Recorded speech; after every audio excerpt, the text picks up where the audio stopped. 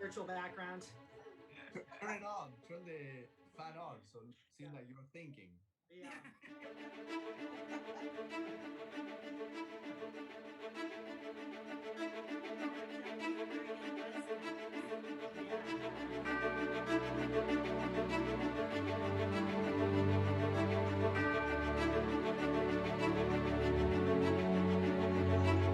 Monday, April 13th, Mayor and Council meeting to order. And due to the ongoing efforts to encourage social distancing in response to the COVID-19 pandemic, this meeting will be conducted virtually using Zoom meetings, to which the meeting visit www.roswellgov.com/meeting video. Public comments will be accepted in advance, which was in advance to 7 o'clock this evening. The first order of business tonight on the agenda is the Pledge of Allegiance, and I will go ahead and lead us in the pledge. I pledge allegiance to the flag of the United States of America and to the republic for which it stands, one nation, under God, indivisible, with liberty and justice for all.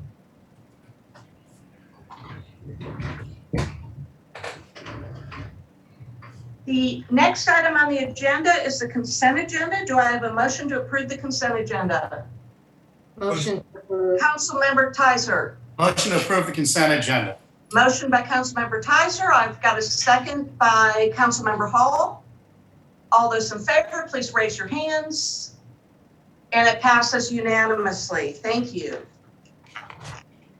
The next item on the agenda is the reading of a proclamation for National Public Safety Telecommunications Week, April 12th through the 18th. Whereas in 1967, the President's Communication on Law Enforcement and Administrative Justice recommended that a single number should be established nationwide for reporting emergency situations. 1 year later, in 1968, the American Telephone and Telegraph Company, AT&T, announced that it would establish the digits 911 as the emergency code. And whereas the 911 system is the connection between the eyes and ears of the public and the emergency response system in the United States, and it is often the first to know of emergencies of all magnitudes, making 911 a significant Homeland Security alert. And whereas in 1986, the city of Roswell went live with our first 911 system, Roswell 911 Center currently has 30 dedicated personnel consisting of communications officers, training officers, management, and Georgia Crime Information Center. And whereas the safety of our police officers and firefighters is dependent upon the quality and accuracy of information obtained from citizens who telephone the City of Roswell E911 Communications Center. And whereas public safety telecommunications are the first step and the most critical contact of our citizens have with our emergency services and often provide a lifeline to the caller where seconds and minutes matter. And whereas the City of Roswell's 911 staff is proud to support their mission statement in their everyday duties, our dedicated employees provide excellent service utilizing life-saving instructions through best practices in the public safety communications industry. Now therefore I, Lori Henry, Mayor of the City of Roswell, Georgia, hereby declares the week of April 12th through the 18th to be National Public Safety Communications Week in Roswell, Georgia, and ask all of our citizens to acknowledge and honor the men and women whose diligence and professionalism keep our city and our citizens safe. And having read that proclamation, I would also like to say that I have always been extremely proud of our 911 center, that our 911 center staff is top notch. I would argue that they're best in the state of Georgia, and the lives they save and the patience that they exhibit when talking with people, when guiding people through very, very difficult situations.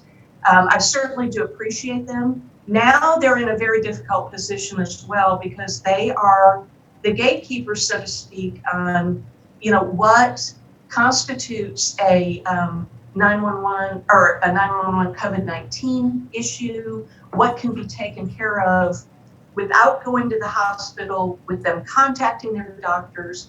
And, you know, I just feel very, very comfortable with our 911 service. And I know that if I were to call 911, I would be very, very comfortable in taking their direction and what they're doing. So thank you to our 911 service. And I would encourage, I know we're social distancing, but I would encourage all of us to make contact with the non-emergency number and let our 911 folks know exactly how important they are to us and that we appreciate their service. The next item on the agenda is the approval of the Historic Preservation Commission reappointment of Tom Lynch, Andrew Shepard, and Joanna Benson Spencer. Do I have a motion? I've got a motion by Councilmember Wilsey. I've got a second by Councilmember Judy. All those in favor, please raise your hands. And it is unanimous. Then I've also got an approval for a Board of Zoning Appeals appointment, Mr. Michael Snedeker. Do I have a motion to approve? Motion. Motion by Councilmember Hall, second by Councilmember Judy. All those in favor, please raise your hands. And it passes unanimously. And the last appointment is approval of a Planning Commission appointment for Dr. Peter Vanstrom. Do I have a motion to approve? Motion by Councilmember Zapata. Do I have a second? Second by Councilmember Hall. All those in favor, please raise your hands. And it is Councilmember Wilsey. Oh, your hand's up. It was off the screen, sorry. It is unanimous. And I would like to take this opportunity to thank our citizens. We've got a great group of citizens that are willing to step up to the plate and sit on our boards and commissions. They are not paid seats. That's purely voluntary. And I can't even quantify the number of hours that our boards and commissions save the city in their expertise. We've got great folks on these boards. We thank them. And I would also like to personally thank them for stepping up. And for those of you that are thinking about it, please come forward because we are always looking for great members to our boards and commissions. The next item that we've got on the agenda is the approval of a resolution in support of the Chattahoochee Nature Center's capital campaign. And I would like to ask Councilmember Wilsey if she would, it's under the mayor's report, but I know Councilmember Wilsey, you were active in bringing this forward. If you could just present it for us. Sure, absolutely. Thank you, Mayor. Would you like for me to read the resolution or? Yes, if you wouldn't mind. All right, that's great. Thank you. A resolution of the Mayor and City Council of the City of Roswell, Georgia, regarding the Chattahoochee Nature Center.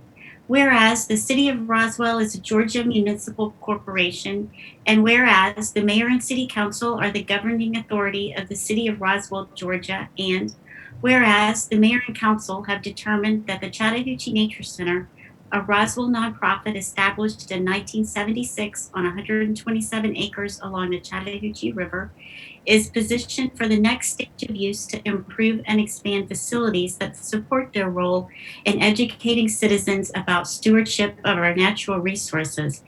And whereas they provide citizens of all ages a place to connect to nature along the Chattahoochee River, which is a valuable asset to the citizens of Roswell and a tourism attraction for surrounding communities.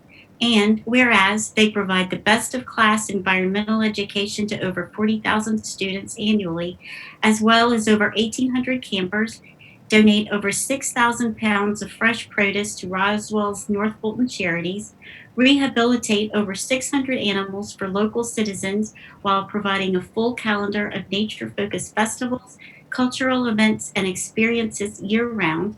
And whereas the city does not have funds specifically allocated to support the Chattahoochee Nature Center's $8.3 million capital municipal campaign to execute the master plan infrastructure improvements that are essential to providing a safe place that connects citizens to their facilities and interface with the Roswell's trail system along the river.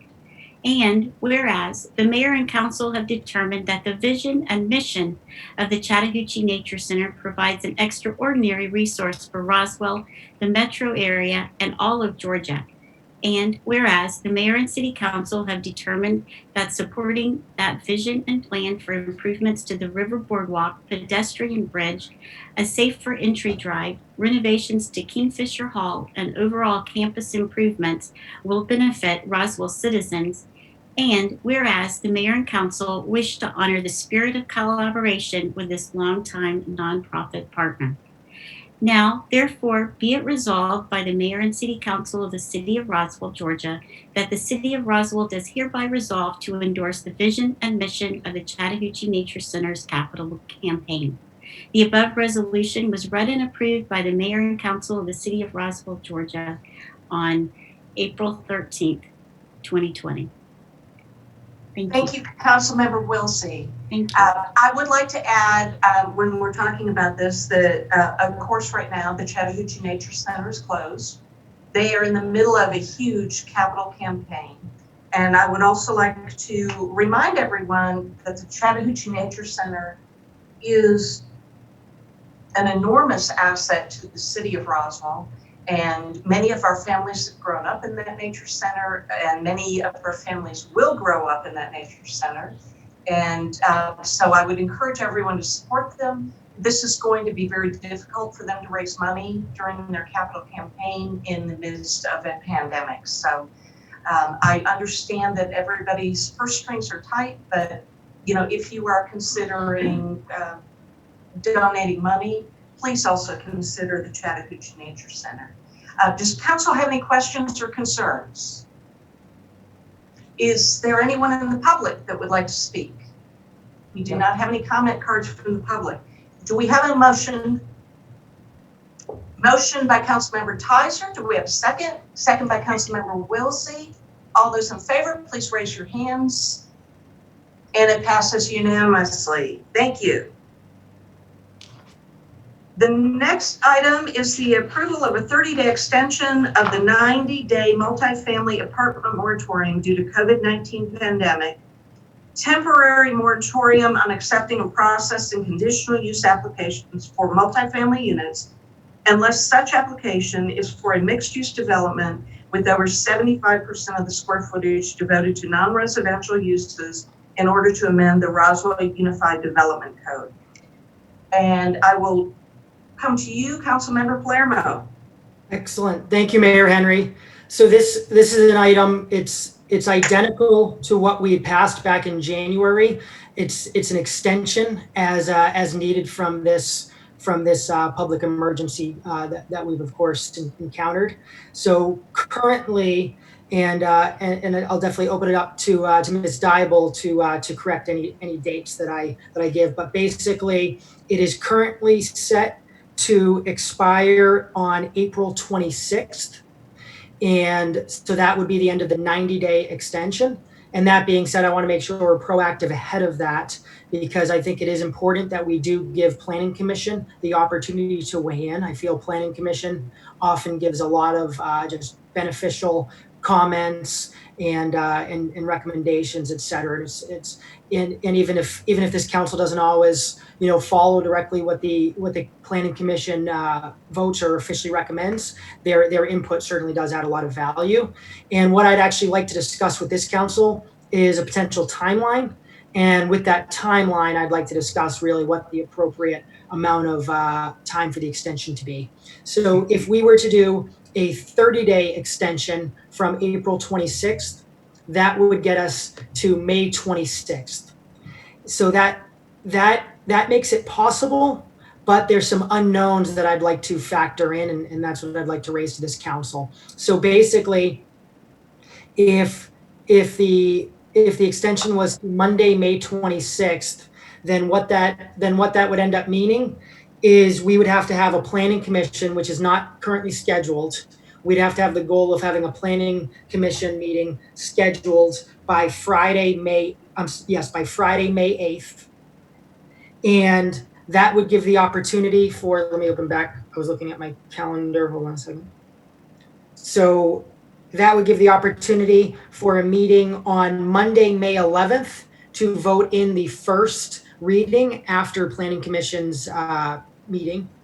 And then we'd have the ability to have a meeting on May 25th for the second reading. That being said, it was actually brought to my attention today, and thank you, Ms. Dybel, two aspects. One, of course, is the fact that Planning Commission is not currently scheduled, so that's one reason why we'd want to have a little flexibility within this time frame to make sure that we find a time that does work for Planning Commission and staff. And the other one is the fact that Monday, May 25th is actually Memorial Day, meaning the meeting, I believe, would be Tuesday, May 26th. So I would need some clarification from David Davidson on if it were to expire on May 26th, if we have a meeting that night for a second reading, could an application have gone in that day? So given those questions and given the fact that it's really not allowing any possibility of any date changes or anything like that, I'd like to actually propose this council considers a 45-day moratorium so that instead of it expiring on May 26th, it would expire June 10th. And as a part of that, what I'd propose that if we are able to get it at an earlier date, for example, if we are hopefully able to get it, the second readings heard by May 26th, then I'd propose that we would eliminate the moratorium the same night as the second readings for these currently initiated text amendments regarding multifamily. Thank you, Councilmember Palermo. I would like to state that I would support a 45-day moratorium, simply numerous reasons. But one is, number one reason is COVID-19. Number two is the virtual meetings. And I can tell you, having been intimately involved with our IT department in pulling together this meeting this evening, that pulling together board and commission meetings is a whole different animal. So I would like to give them the time because they're professionals, they want to do it right. And I think that it's very important because we're taxing our staff, and I've said this to all of you before, we're taxing our staff with not only dealing with a pandemic, but taking care of city business. And so to push them because of 15 days, I just don't think it's necessary. I think that 15 days would allow them to better plan for a board and commission virtual meeting. So having said that, is there anyone else that would like to make a comment, ask a question? Yes, Councilmember Judy. So let me clarify, when you're talking about first and second reading, you're talking about the Band-Aids, the things they were already been through initiation, the UDC amendments? So yes, Mr. Davidson, please confirm the process that this goes through. So they have been initiated. It should go to the Planning Commission next, and then first and second reading. Is that correct? That's correct. Thank you. With that being said, I feel like right now, because of COVID-19, we're under a world moratorium. So I don't really see much going through in the next 45 days anyway. But with that being said, I think I would support 45 days for another reason. When we come out of this, we're going to be coming out into a different world, post-COVID-19 world, that a lot of things are going to be changed. There's places that say, well, office buildings, Class A office buildings, be a thing of the past. Zoning, land prices, etc. So these factors will have to be taken into consideration to fix the UDC, not just put Band-Aids on it when we come out to fit the post-COVID-19 world. So what I want to do over the next 45 days is we've gone almost 90 days now, and all we've got is these so-called Band-Aids or UDC amendments. So what I want to do is go back to what I said, is let's get data, let's get some comprehensive approach to this. Instead of just Band-Aids, I think the UDC needs a reconstruction. And so how do we do that? So over the next 45 days, I'm going to push to actually come up with a plan that is more comprehensive instead of just these band-aids, so-called, that are going on the UDC. So I don't know when we come out of this 45 days if I'll support those amendments because things could be totally different. So I will support 45 days for staff and due to the COVID-19 amendment and or sorry, the COVID-19 situation, and hopefully in the next 45 days we can work together. I've asked multiple times via email to work together on a more comprehensive, more robust plan to fix UDC, because that's what we've heard from the citizens. We want to fix UDC, not put Band-Aids on. So we need a reconstruction, not Band-Aids. And so over the next 45 days, I look forward to working with everybody to work to make that happen. Thank you, Councilmember Judy. Councilmember Palermo. Thank you, Mayor Henry, and thank you, Councilman Judy. So I want to be very clear and make sure that the public's aware of what the important initiated amendments are. Is the fact that what we've seen and what we've witnessed the last about 2 years or so was just a large amount of apartments that have been being approved, and one thing that we found with it was that we learned two things. One, it's not we didn't just have some small cuts that required band-aids. We had some really major issues within our code that really created an opportunity for something that our code and the intent of our community was not supportive of to be passed. So for example, mixed use being 96% residential with mostly apartments and townhomes, as well as, of course, if we look to the target, the fact that we had a code that required mixed use, and instead what we ended up getting was we ended up getting something that's going to end up being 350 apartments and not integrated the way the code required. So I think there's some major issues that absolutely need to be fixed, and I'm really appreciative that this council is given the opportunity for those major issues to be fixed. What I want to stress is. And Councilman Judy, I'd love to get to work together on this, because actually in the last committee meeting, I had supported really a holistic look at the UDC, and there wasn't majority support for that in the committee, because basically there was a discussion where I believe the proposal coming from Mr. Judy, and please, we can certainly look to that committee meeting and correct me if I'm saying something differently, but there was a request to spend money and hire consultants to look at just these 6 important fixes that have came from the community and data around that. Whereas in what I said, I fully support is the holistic look. Let's as a council work together with the community in this post-COVID-19 world and really look at what is it that we as a community want, because the other lesson I feel we've learned is from when the UDC first came out. When the UDC first came out, it was really dealing with different times, and there was different economic times, etc. And we ended up getting a code that unfortunately I do not think was really best for the community. It really was great for some developers. It was great for high density. But I say let's have the 7 of us work together.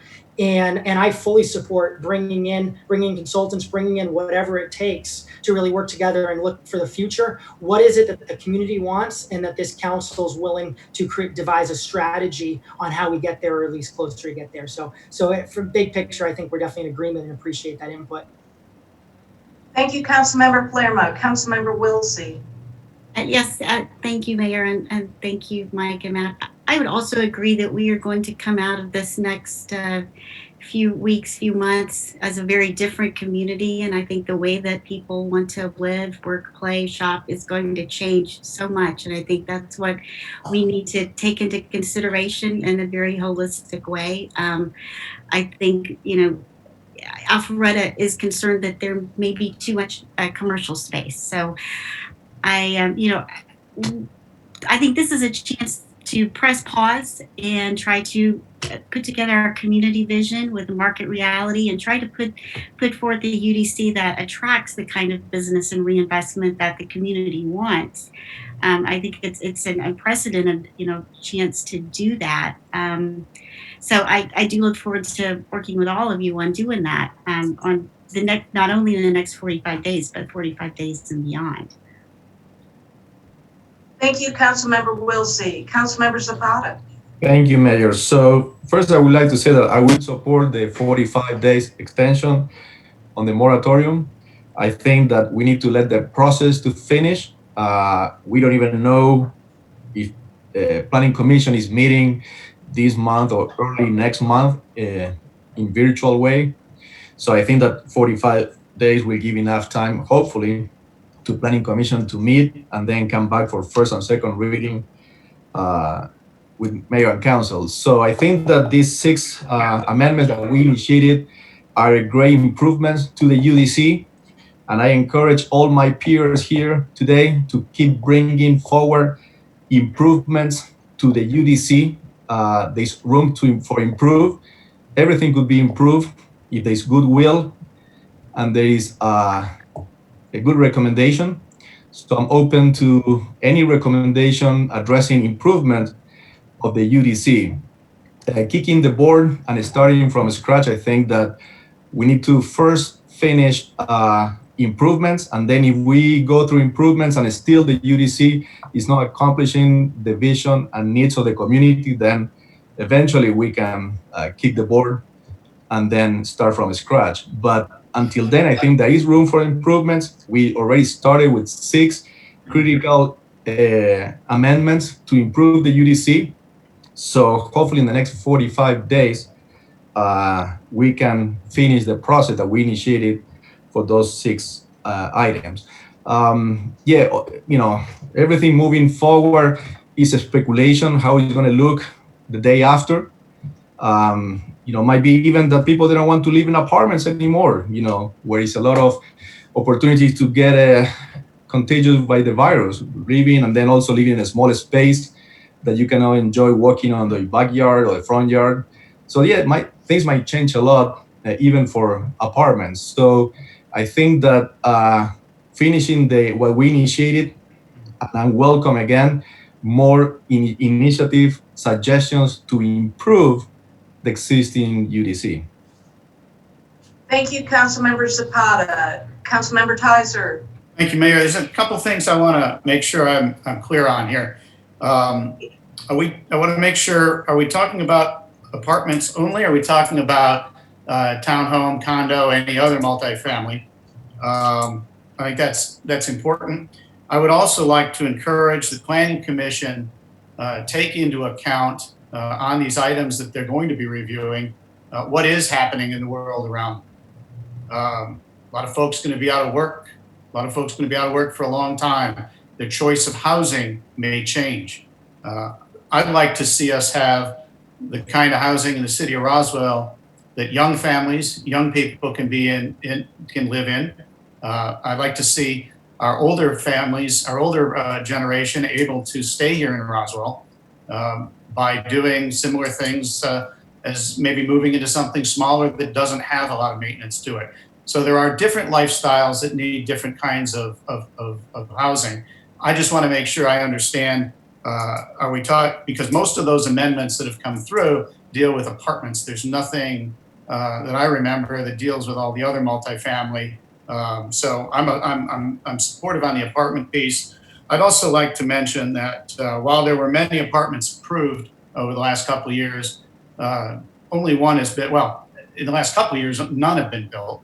In the last several years, only one has been built. With what's going on in the marketplace today for financing for them, I suspect we're not going to see much built for quite a while. And I think that's something we need to take into account. I wouldn't get all that concerned at this point about whether 45 or 46 days or 44 days makes any difference. The world, the funding, the financing has truly collapsed for these kinds of projects. So, it may be that owner-occupied comes out of this, well, and I think we should make sure that we're positioned for owner-occupied versus rental, if that's where things are going.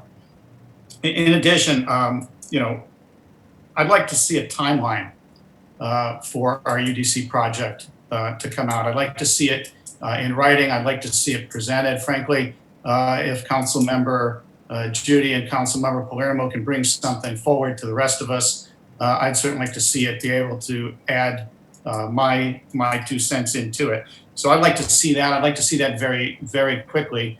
So if you two can either get together by phone or however, I think that would be very important. And so I'll be supportive of this tonight, but there's a lot of work that needs to be done, and I don't want us to let that process go. I want us to pay attention to the other types of housing that our citizens, our residents need and want. Thank you. Thank you, Councilmember Tizer. And I would like to add before I call on Councilmember Hall that if there is any way I can facilitate any meetings going forward, I'm happy to use my executive assistant and my offices if I can help with it. Councilmember Hall. I just want to let everybody know that I'm in favor of the 45 days, 45 or 60 days, just whatever it takes so that we can complete the process on these very important issues that we started. But also as part of the holistic overhaul of the EDC that we all agree needs to be done, we need to take into consideration the information that we haven't had a chance to because of COVID, have an opportunity to get together and see from the comprehensive strategic plan that we invested in. So we cannot just go in a vacuum to do an overhaul without having the input from the citizens, because they're the ones, that's why we're here and to serve them. And we need to have that information, which we haven't had an opportunity to have presented to us. Thank you, Councilmember Hall. Mr. Davidson, Councilmember Tizer did have a question in the midst of his comments. And does the moratorium only affect apartments, or is it all multifamily? It's all multifamily. All multifamily. So that would be apartments, townhomes, duplexes, condominiums. I don't think it applies to that. Oh, it doesn't apply to townhomes? Okay.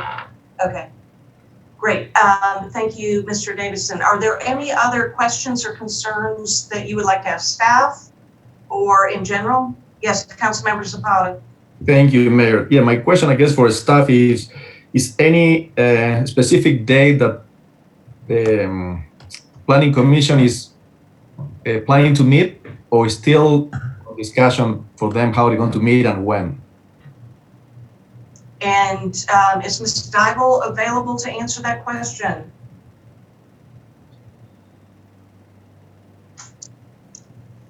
No. Oh, there she is. At this time, the Planning Commission, nothing is scheduled. We haven't scheduled anything for them. We did email them the 6 text amendments, actually all the text amendments that were supposed to go to the March 17th meeting to receive comments back from them. We have received comments back from 2 of the board members related to those text amendments. What we didn't do, which we always do at a meeting, is put something together and answer their questions. So what I've been working on is trying to go through an overhaul of an explanation related to all the text amendments and then resend it out to them to see if we can get some more comments back from the members. Thank you, Ms. Dybel. Does that answer your question? So then there's not scheduled meeting at this point from Planning Commission? At this point in time, At this point in time, there's no meeting actually scheduled. Thank you. Additional questions, comments from council? Councilmember Palermo. Thank you, Mayor Henry. I have a question and then a question for Mr. Davidson and then comment. So Mr. Davidson, this 45 days, just as we if passed, we'll have the ability to make it shorter if these text amendments have gone to the second reading, and vice versa. If there's any challenges, any issues come up, this council will also have the right and the ability to vote to extend if necessary. Is that accurate? The council could at a later time vote to extend it. Yes. If you make it contingent on the 45 days or until the amendments that you've proposed have their second reading, whether they pass or not, then it could end then, if that's the way you want to make your motion. It will be. The clarification I want is if for some reason, some unforeseen issues come up regarding virtual meetings, et cetera, where planning commission is not able to meet and this council for any reason then wants to extend it, is there that ability, or would this make it so that at 45 days, even if we haven't seen that second reading, there would still not be the ability to extend it? So you could extend it again in a council meeting, in another council meeting. Okay, thank you. So that was my question for clarification. And then really my comment, given that my hope is planning commission at all times and this entire council when working on really digging into the UDC is that we'll really have a long-term viewpoint, because again, what my perception of the UDC was, it was a time when there was somewhat of an economic slowdown and hadn't fully recovered yet, and it seemed to me like the UDC was just trying to push for any development instead of the smart development, instead of development that was in with the character of Roswell. And what I don't want is any short-term decisions that might seem like exciting or good opportunity at the moment, because I want to make sure we're all discussing really what does the community want long term. And again, as I mentioned to Mr. Judy, I'm certainly more than happy to work together on is if we're going to look hard at UDC, we're all going to have to really be courageous and really come up and specify what is it exactly that we want to accomplish, and make sure that we're working with consultants, because for example, it's, there's often just an extreme black and white that we see in these development discussions. It's that I want this property to be a green space. Oh, that's not feasible, so therefore it has to be some large apartment building. And just because it can't be one thing doesn't mean we have to settle for another thing. And I'm hoping that the 7 of us can all work together and be realistic, and also be candid and transparent about what is it we want to achieve, and what do we want, what do we not want. And I certainly support bringing a consultant in for that process, and really working with the community. So I think it's an exciting opportunity for the 7 of us to work together in the post-COVID world.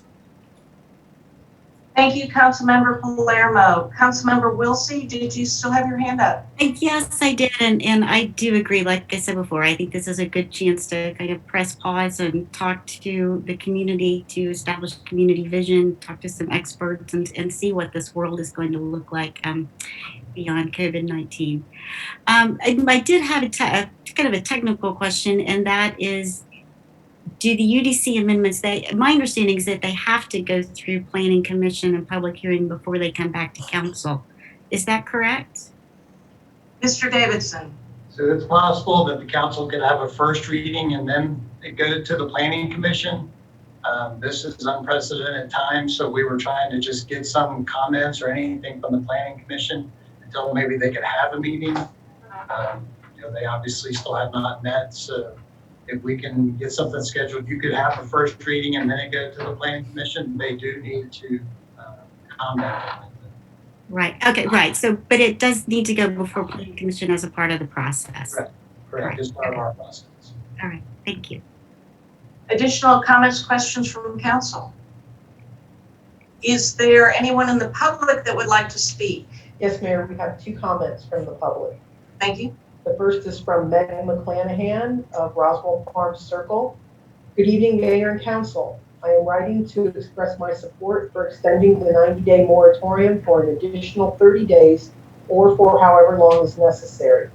I believe it is imperative that our local government continue to function on behalf of its residents and taxpayers.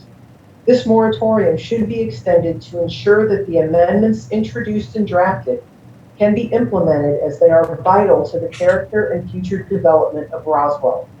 Some may argue that the moratorium should not be a point of focus during the state of emergency. However, it is more important that now, more than ever, our municipal body lead our city into the uncertain future and be the leaders that we elected. I encourage all members of council to vote in support of this extension and refrain from abstaining. The time for leadership and cohesiveness is now, The citizens deserve to see our leaders working together and focusing on the business of the city. Thank you, Ms. McClanahan. The second comment is Sally McKenzie of Golden Place. Hello, Mayor and Council. As the COVID-19 distancing and sheltering in place requirements have caused delays in addressing key development issues currently being considered, we fully support extending the multifamily moratorium for 30 days or more if necessary in order to ensure that the best interests of Roswell and its citizens will be met. It is important that we do not allow our current situation to cause more long-term damage than it may have already. Let's give this issue the time and attention that is needed to make sure any changes are the right ones. Thank you, Ms. McKenzie. I'll bring it back to council. Any additional comments, questions before I entertain a motion? I will entertain a motion. Yes, Councilmember Palermo. Thank you, Mayor Henry. I motion to extend the current expiration date by adding an additional 45 days to the current expiration date. And with that, knowing that this council, if seeing the second reading of these 6 amendments prior to that 45 days, will vote to remove that moratorium, and also knowing that there's always the opportunity to extend it if we're not able to meet those dates. We've got a motion by Councilmember Palermo. Do we have a second? Councilmember Zapata. Second by Councilmember Zapata. All those in favor, please raise your hands. And we have Councilmember Palermo, Zapata, Hall, Tizer, and Judy, and Councilmember Wilsey. Yeah. I'm sorry, Councilmember Wilsey, your hand keeps going off the screen. I know. I think I know the problem. I'm going above the camera. So it passes unanimously.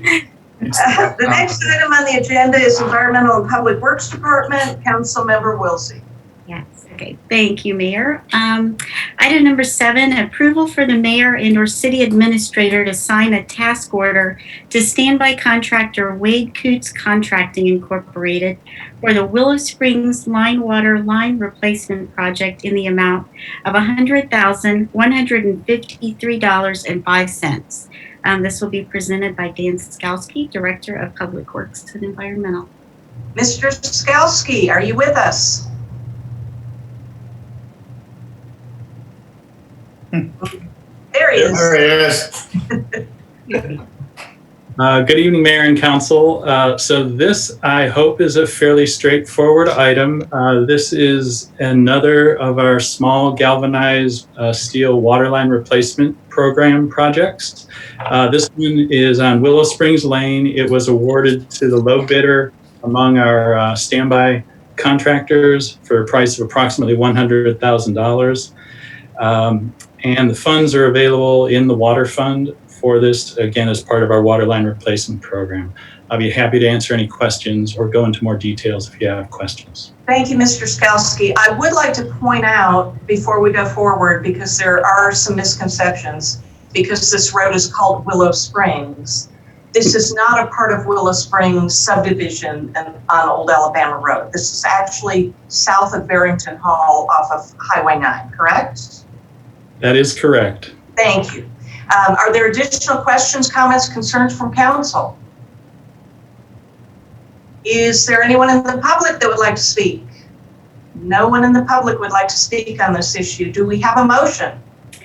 Motion to approve item number 7. Motion to approve by Councilmember Wilsey, a second by Councilmember Tizer and Councilmember Judy. All those in favor, please raise your hands. And it passes unanimously. Motion. Yeah, Councilmember Wilsey, you're just kind of all over the place. Okay, back to you, Councilmember Wilsey. All right. Item number 8, approval for the mayor and/or city administrator to sign an estimate to support agreement for relocation, removal, or adjustment of facilities in conflict with proposed transportation construction with the Georgia Department of Transportation, GDOT, for the Atlanta Street utility relocation. Mr. Skowski. Thank you. So this project, this particular item actually is a agreement for the future funding share with Georgia Department of Transportation for additional waterline relocation work that will be necessary as part of the Atlanta improvement project and the Gateway project. So just for a little context, timeline-wise, we designed improvements along Atlanta Road to the water system in 2009. They were built in 2010 primarily. And a little bit later, in about 2013, is when most of the concept for the full project was more or less finalized by GDOT. In 2009, we used the best available concept that was defined at that point in time. So in January 2019, we received the final plans from GDOT and the information that some of the existing water line, some new, some old, would need to be moved as part of that project. So this project is really, or this proposal is really how the cost sharing would work with GDOT and the city should that project come through, and the water line portion of that project and how those relocation funds would be handled. There are really two reasons for it. Number one, when we put in the water line, number one, there were a few changes in those next 4 years that were not clear in 2009. And number two, we were not able to secure some easements that we intended to back in the design process. So some property owners were just uncooperative or unwilling to enter into an agreement at that point in time. So all this agreement does at this point is agree to the intent for cost sharing between Georgia DOT and the city of Roswell should that project move forward and this relocation be necessary. There is no funding obligation at this point, although the percentages and the estimates are based on the design that was completed by our waterline engineer and confirmed by GDOT's district engineer. And the results of those are in your handout, but basically it's a 76%, 24% split, with the bulk of the waterline construction costs being paid by GDOT, because we did have easements for much of the waterline that's impacted. And there's an additional $150,000 that's really not involved at all in the reimbursement. It's improvements to the system that we needed to make anyway and couldn't make back in 2010. So I want to just conclude by saying there's no cost at this time, but this does set the agreement template. And it is a requirement if we're going to get a cost share for GDOT to go through this process and follow their forms for estimating how that cost will be split. And I'll answer any questions that you may have about the agreement or the process. Does council have any questions for Mr. Skalski? Yes, Councilmember Zapata. Thank you, Mayor. So thank you for the presentation. What is the timeline and what is the urgency to vote on this item without going to committee first? Is any urgency or is any timeline, any due date? Anything you can explain to us, please? Sure, absolutely. This actually was discussed in committee earlier this year, and we had planned to bring it back as soon as we could get this completed. I think it went through committee. Let me just check my dates here. In March 10th, I believe, this was reviewed with committee, and we had intended to bring it to full council, but with the COVID-19 event, the council meeting has been deferred. So this had been discussed at committee actually twice, once about 6 months ago back in 2019, and then once most recently in March, just before this all hit. And what is the timeline? The timeline is driven by GDOT's insistence that this agreement is time critical for them. Their timeline for the project is that construction is about 3 years out based on our most recent information. Thank you. Additional questions, comments from council? Is there anyone in the public that would like to speak? No one in the public would like to speak, so I'll bring it back to council. Do we have a motion? Yes, Mayor, motion to approve item number 8. Motion to approve by Councilmember Wilsey. Do we have a second? Second by Councilmember Tyster. All those in favor, please raise your hands. And it passes unanimously. Thank you very much. Thank Mr. you. Davidson, we're on to you. I don't have anything, Mayor. We do not have a recommendation for closure, so at this time, we are adjourned. Thank you all for attending. Thank you. Well Thank done. you.